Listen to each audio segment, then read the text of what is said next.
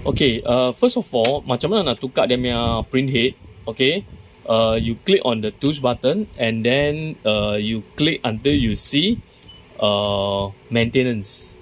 Okay, maintenance, and then you click OK, and then once you inside the maintenance, the first one you will see is you see option is nozzle check. You click until you see a start replacement. Alright, start replacement, and then you click on OK. And then but after you click on the OK, it will ask you to open up the cover.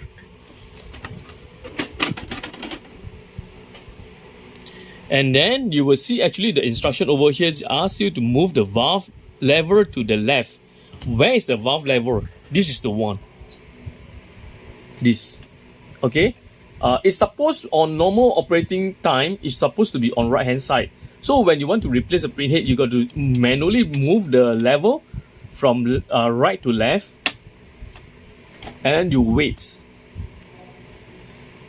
After after you move that, then you got to click the OK button, and then you click on the OK button. You wait until the print head actually will move to the center. But at this time, you can actually open up. Open up by click the what do you call that, the cover. Open up. And you can remove the one that I think is having problems, the black, on which is on the right hand side. And then you get a new one. Alright, you get a new one, and then you just replace that.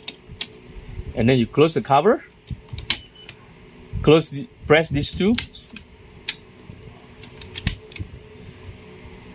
And then, but of course, then you got to move the valve back to right. And then you close the cover.